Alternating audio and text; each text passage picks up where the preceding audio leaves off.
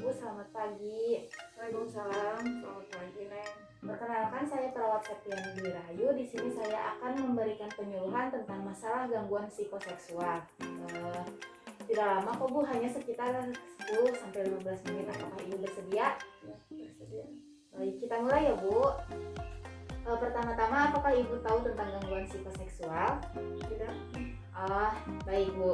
Jadi gangguan psikoseksual ini merupakan penyimpangan dalam pemenuhan kebutuhan seksual yang disebabkan oleh berbagai faktor. Yang pertama ada disfungsi seksual, yang kedua identitas gender, dan yang ketiga gangguan preferensi seksual.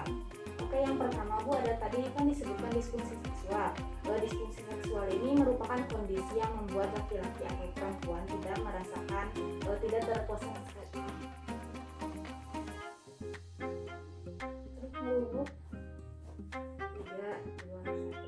Yang pertama Bu, ada disfungsi seksual, yaitu kondisi yang membuat laki-laki atau perempuan tidak terpuaskan secara seks.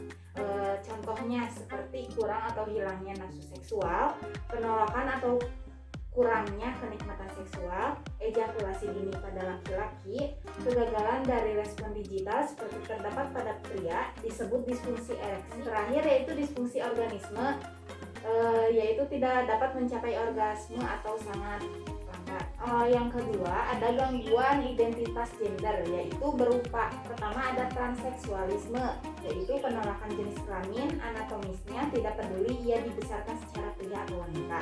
Misalnya biologisnya itu cowok, tapi secara psikologis dia itu perempuan, jadi kayak seperti orang yang memiliki dua kelamin. Yang kedua ada transvestisme atau peran ganda. Yang ketiga ada gangguan identitas jenis kelamin masa kanak. Biasanya timbul pertama kali pada masa prasekolah dan sudah mulai tampak sebelum pubertas.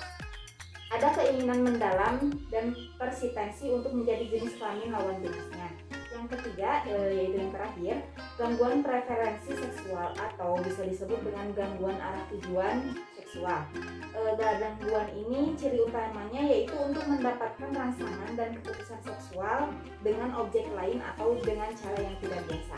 Contohnya seperti ablutopila atau terangsangnya jika memikirkan mandi di air hangat.